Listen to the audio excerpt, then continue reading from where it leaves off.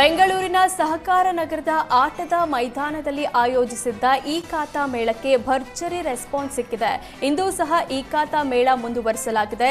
ಇಂದು ಬ್ಯಾಟರಾಯನಪುರ ವಿಧಾನಸಭಾ ಕ್ಷೇತ್ರ ವ್ಯಾಪ್ತಿಯಲ್ಲಿ 7 ವಾರ್ಡ್ಗಳಿಗೆ 3 ಪ್ರತ್ಯೇಕ ಕೌಂಟರ್ ಸ್ಥಾಪಿಸಲಾಗಿದೆ. ಜೊತೆಗೆ ಬೇರೆ ವಲಯಗಳಿಂದ ಬರೋವರೆಗೂ ಕೂಡ ಪ್ರತ್ಯೇಕ ಕೌಂಟರ್ ಸ್ಥಾಪನೆ ಮಾಡಲಾಗಿದೆ. 100ಕ್ಕೂ ಹೆಚ್ಚು ಲ್ಯಾಪ್ಟಾಪ್ಗಳ ವ್ಯವಸ್ಥೆ ಮಾಡಲಾಗಿದ್ದು, ಈ ಖಾತೆಗಾಗಿ ಬರುವ ನಾಗರಿಕರಿಗೆ ಸಮಸ್ಯೆ ಆಗದಂತೆ ವ್ಯವಸ್ಥೆ ಮಾಡಲಾಗಿದೆ. ಬಿಬಿಎಂಪಿ ಯಲಹಂಕ ವಲಯ ಜಂಟಿ ಆಯುಕ್ತರಾದ ಮೊಹಮ್ಮದ್ ನಯೀಂ ಮೋಯಿನ್ ನೇತೃತ್ವದಲ್ಲಿ ಮೇಳ ನಡೆದಿದೆ.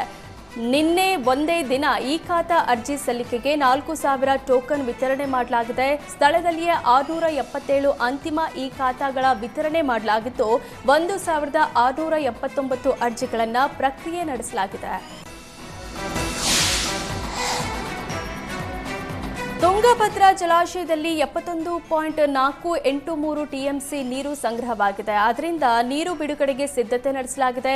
ತುಂಗಭದ್ರಾ ಆಡಳಿತ ಮಂಡಳಿಯಿಂದ ನದಿ ಪಾತ್ರದ ಜನರಿಗೆ 2ನೇ ಬಾರಿಗೆ ಎಚ್ಚರಿಕೆ ಸಂದೇಶ ನೀಡಲಾಗಿದೆ.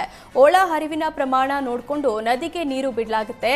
ನದಿ ಪಾತ್ರದ ಜನರು ನದಿಗೆ ಇಳಿಯದಂತೆ ಟಿಬಿ ಬೋರ್ಡ್ ಎಚ್ಚರಿಕೆ ನೀಡಿದೆ.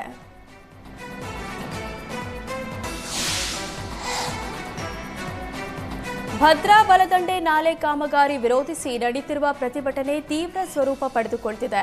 ದಾವಣಗೆರೆ ಜಿಲ್ಲೆ ಹರಿಹರ ತಾಲೂಕಿನ ಮಲೆಬೆನ್ನೂರು ನಿಗಮ ಕಾರ್ಯಪಾಲಕ ಇಂಜಿನಿಯರ್ ಕಚೇರಿ ಬಳಿ ಧರಣಿ ಮುಂದುವರೆದಿದೆ. ಹರಿಹರ ಕಾಂಗ್ರೆಸ್ ಮುಖಂಡ ನಂದಿಗಾವಿ ಶ್ರೀನಿವಾಸ ನೇತೃತ್ವದಲ್ಲಿ ಪ್ರತಿಭಟನೆ ನಡೆಸಲಾಗುತ್ತಿದೆ. ಬಿಜೆಪಿ ಅಧಿಕಾರದ ಅವಧಿಯಲ್ಲೇ ಕಾಮಗಾರಿಗೆ ಅನುಮೋದನೆ ನೀಡಲಾಗಿದೆ ಅಂತ ಕಾಂಗ್ರೆಸ್ ಆರೋಪಿಸಿ ಬಿಜೆಪಿ ವಿರುದ್ಧ ಭಿತ್ತಿ ಪತ್ರಗಳನ್ನು ಹಿಡಿದು ಆಕ್ರೋಶ ಹೊರಹಾಕಿತು. ಭದ್ರಾ ಡ್ಯಾಂಗೆ ಬಿಜೆಪಿ ನಾಯಕರೇ ಕಂಟಕವಾಗಿದ್ದಾರೆ. ಅಂದು ಕಾಮಗಾರಿಗೆ ಅನುಮೋದನೆ, ಇಂದು ಪ್ರತಿಭಟನೆ ಎಂಬ ವಿವಿಧ ಘೋಷವಾಕ್ಯದ ಭಿತ್ತಿ ಪತ್ರ ಹಿಡಿದು ಕಾಂಗ್ರೆಸ್ ಪ್ರತಿಭಟನೆ ನಡೆಸಿದೆ.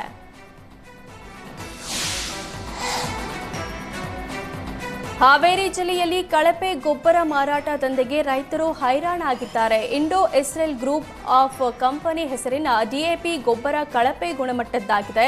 ನೀರಿನೊಡನೆ ಮಿಕ್ಸ್ ಮಾಡಿದ್ರೆ ಜೇಡಿ ಮಣ್ಣಿನಂತಾಗ್ತಿದೆ.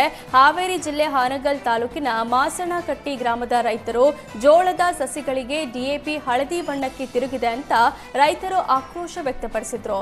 ಬೇರೆ ಕಂಪನಿ ಡಿಎಪಿ ಗೊಬ್ಬರ ಹಾಕಿದ್ದ ರೈತರ ಗೋವಿನ ಜೋಳ ಹಚ್ಚ ಹಸಿರಿನಿಂದ ನಳನಳಿಸುತ್ತಿದೆ.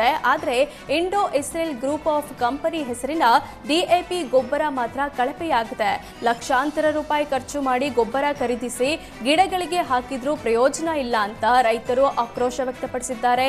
ನಕಲಿ ಬೀಜ ಗೊಬ್ಬರ ಮಾರಾಟ ಮಾಡುವ ದಂಧೆಕೋರರ ವಿರುದ್ಧ ಕ್ರಮ ಕೈಗೊಳ್ಳಲು ರೈತರು ಆಗ್ರಹಿಸಿದ್ದಾರೆ.